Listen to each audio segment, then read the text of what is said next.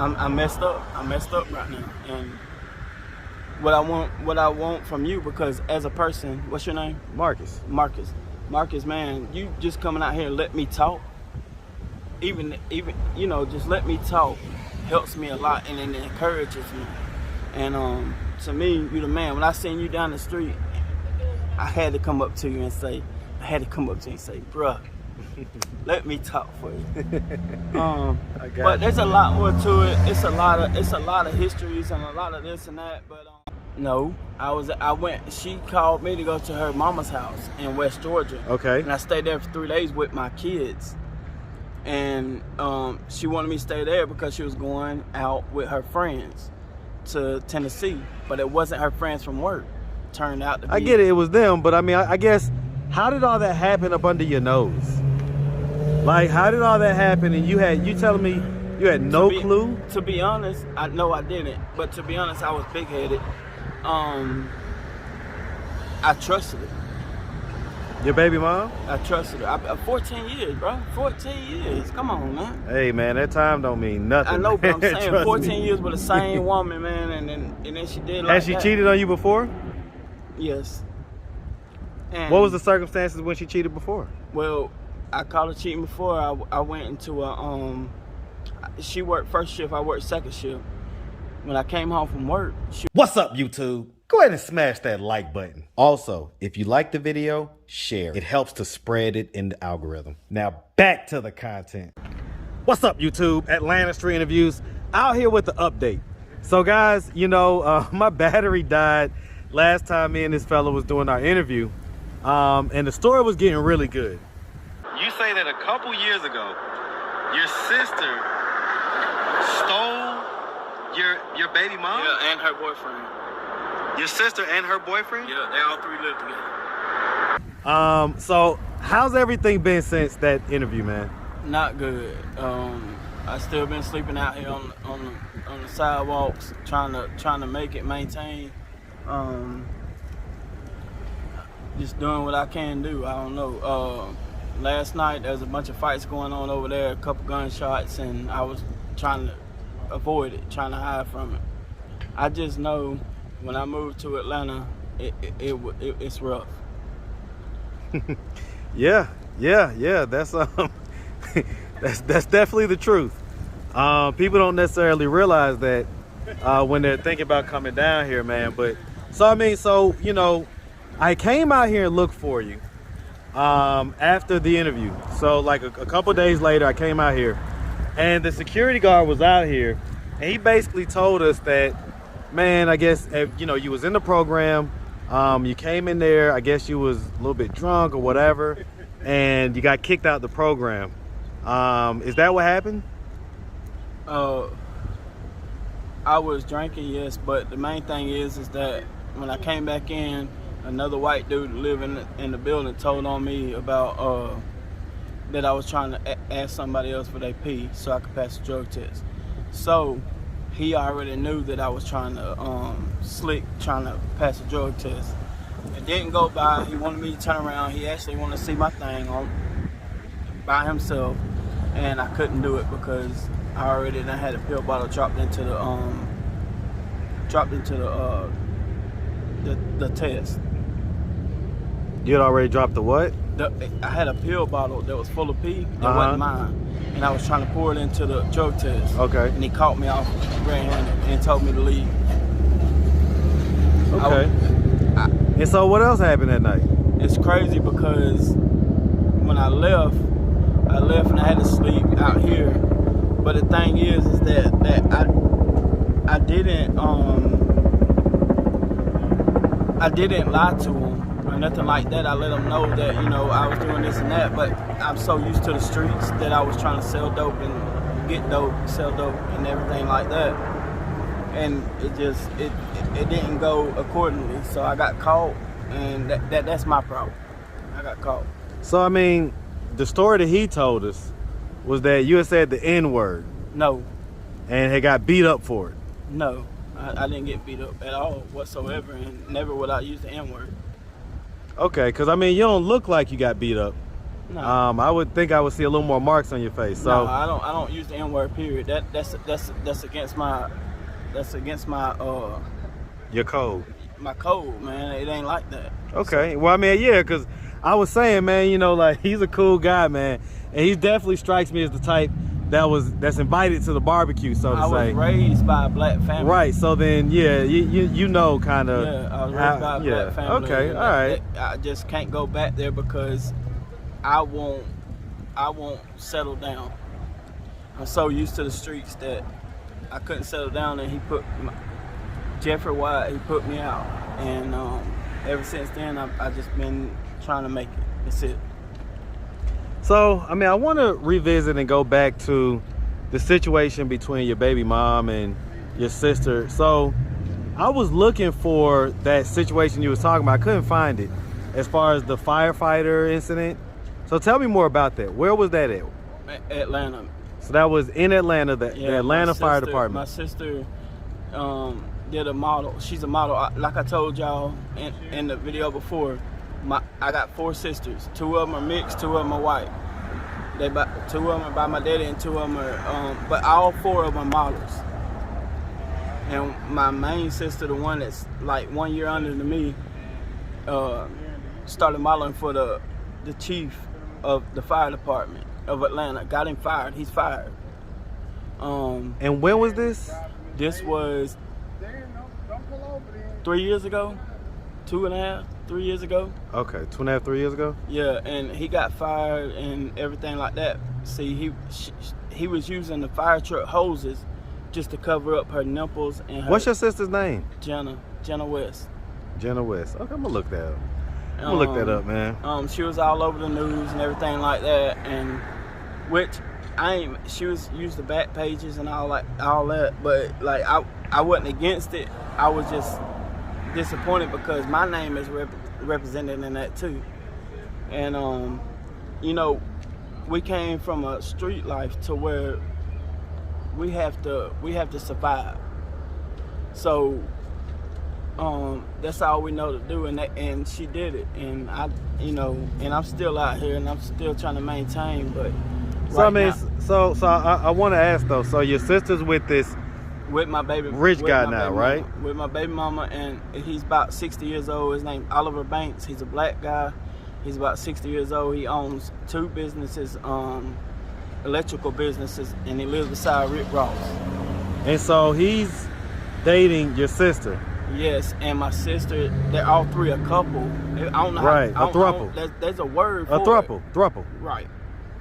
And I haven't been able to talk to my kids and everything like that. My sister. And your kids live there too. Yes. So your kids live in a nice house, yes, nice neighborhood. They're well took care of, but I ain't mad at that man. You know what I mean? Because, well, he's got 5 kids of his own, but he never raised them. But then when he met me and my family, he wanted what I had, and he got it. He got it. And now, instead of me being with her and my kids, I'm out here on the street. How did y'all meet him again? He picked my sister up from prostitution. Okay, Remember, my sister's a Backpage. So she was on Backpage. Yes, he picked her up, riding down, going to work, picked her up, fixed her teeth, all this and that, such and such, and then moved her into his house. And then I was coming out of a rehab, and they took me in and let me live with him. And then I got certified for electrician, and I lived with him for 2 years, and a year and a half, 2 years, something like that. And my baby mama was still staying down west where I'm from. Well, baby mama, I was saving money up here, and she was saving money down there, and I was trying to build it. We was buying a house, and we had 4 cars. And when her nieces and nephews, they were 16, 17 years old, they are still, they 18, 19 now, but they was telling me about it. She told me she was going to Tennessee with her friends from work. I was like, cool. She left me with the kids. While I was with my kids, her nieces and nephews was telling me that she left with him and my sister to go to Tennessee and not her friends from work. So when I figured that all out, I packed all my bags, and when she got home from Tennessee, I looked in the eyes, told her I love you, but I can't be with you, and I left. Now I came to Pryor Street trying to get in this program to try to get my body back up. And because they straight, I left them straight, and the guy got them straight. So now I got kicked out of Gateway. I failed a drug test, and I'm sleeping on the street. Last night. So hold on, real quick. I wanna back up a little bit, okay? I wanna dive a little bit deeper into this situation with the guy. So I mean, so you were living with him. Yes. And your baby mom, and that's a decent amount of time. Yes. So y'all know each other very well. Well. Okay. Yeah, you feel like it today? You weren't feeling like it the other day. Okay, that's cool. Okay. And so I'm trying to figure out.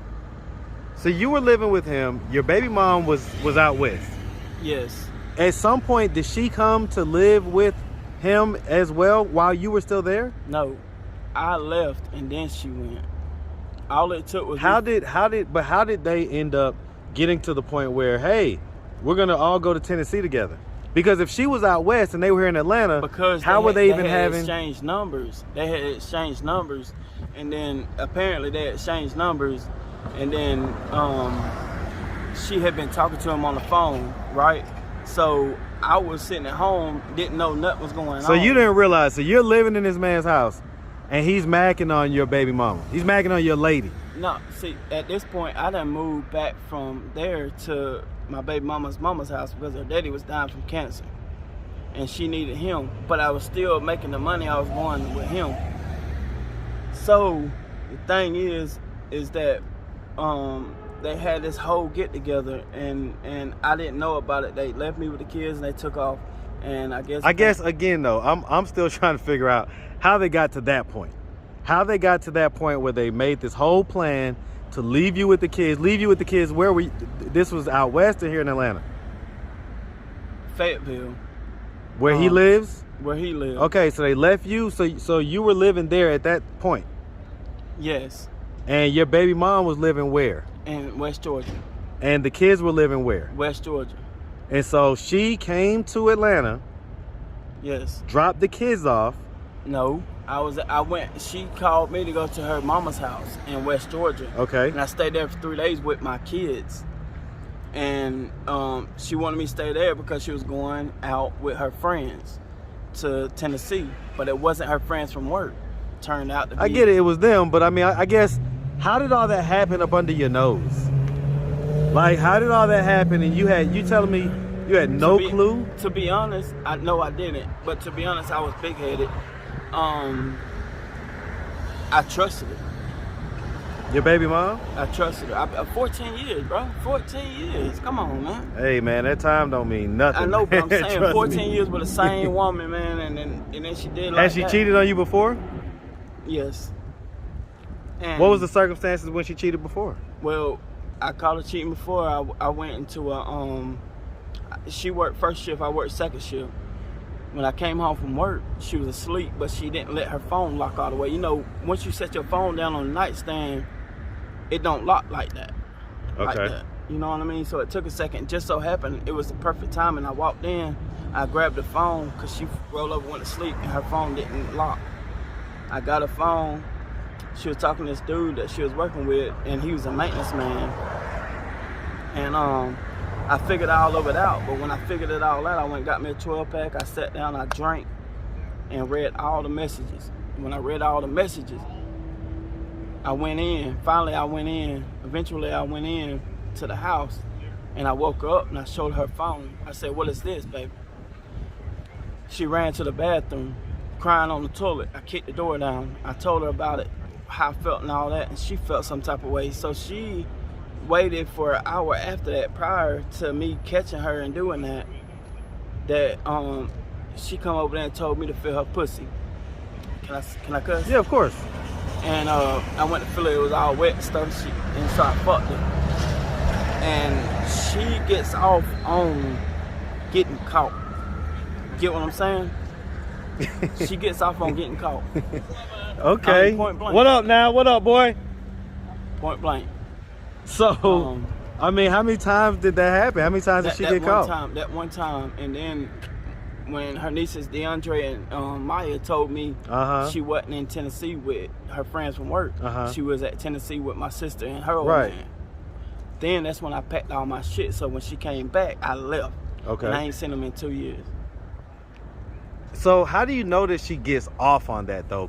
How do you know it wasn't just that one time? Because how do you know it wasn't like the other guy's semen or something? She got off. She got off on me. I done fucked her sister and 3 of her cousins. She got off on that. She was like, "My pussy's better." You get what I'm saying? So it was a competition. Right. I get it. So really, that's what I think about when I say that what happened to me, I don't know, but I always think back like, okay, I done did this to her, this and that. So like, it's really both our fault, my fault, man. She asked me to quit drinking. She asked me to quit doing this. She asked me to quit living the street life. I never would do it. We came from 2 totally different backgrounds. I'm from the streets. She's from, a wealthy family and stuff like that. So I was so used to fast life, fast money, fast pussy, fast this, fast that. And she kept trying to tell me. So I really don't know whose fault it is. I just know that my sister, this 1 year younger than me, you over here licking her pussy and taking my kids around her. And look, and the crazy thing is that my sister's got a daughter with her first cousin. Say that again now? My sister has got a daughter that's 13 years old with her cousin. With y'all's cousin? No, her cousin, my baby mama's cousin. Oh, yeah. Oh, well, hold on. Yeah. So your sister has a 13-year-old daughter. Yes. With your baby mama's cousin. Yes. Where does that kid live? That kid lives with her dad. My sister has never raised not one of her kids. See, how many kids does she have? She's got 2. One of them's by a dope man, black dude named Eric. So it's just so beyond, bro. So now she's raising your kids. Yeah, but don't even have nothing to do with her own. Okay, man. Okay. So now, last night I went and I had stole a goddamn blanket off the side of the street up here. Took it up here and stayed on the camera because I'm a white man over here. I'm the only white guy over here, as you see. So I'm scared a little bit. Yeah. So I went over here and I laid down and took that blanket, laid down. That's where I slept last night. And tonight I'm trying to figure out where I'm gonna go from here. So I mean, is it not possible for you to get back into the program? I can get back into it, but the thing is, I'm gonna have to go through some things because I haven't slowed down on myself. I got cocaine in my system. I mean, I'm living out here. My family is the homeless. You get what I'm saying? Like, I love these people like I ain't never loved nobody. I mean, I get it, man, you, but bro, hey, man, I'm gonna tell you what that is. It's just trauma bonding. But it's trauma. It's trauma. It's everybody out here bonds over the traumas. But I mean, I get it, but I love these people, man. Well, you gotta love yourself, man. I know. You gotta love yourself. And I got a lot of learning to do. I got a lot of explanation to do. I know what I'm doing, and I just don't know how to do it. I need somebody. I need people, man. I need people with encouragement and love. Cause look, man, all I'm gonna do is sleep out here with these people, and I want them to do good. If I wished I was Tyler Perry, cause I'd take every one of them off the street. All right, man. Well, listen, man, I feel you, man. But like I say, you gotta put the mask on yourself before you can put it on other people, man. So listen, man. If anybody out there wanted to reach out, help, or donate, do you have a way they could do that? Do you have social media, Cash App, anything like that? Nope. Just tell them to send it to you, and then I'll get with you. All right, man. Well, listen, man. We appreciate you. Finishing up the story for us, man. We're definitely sorry that all that has happened. We hope that you can get back into the program and get back on track, man. I want other people in this video to see this and make sure you stay loyal to your people and not mess up, man, because it can lead you to a place you don't want to be. And I messed up. I messed up right now. And what I want from you, because as a person, what's your name? Marcus. Marcus, man, you just coming out here and let me talk. Even you know, just let me talk helps me a lot, and it encourages me. And to me, you the man. When I seen you down the street, I had to come up to you and say, bruh, let me talk for you.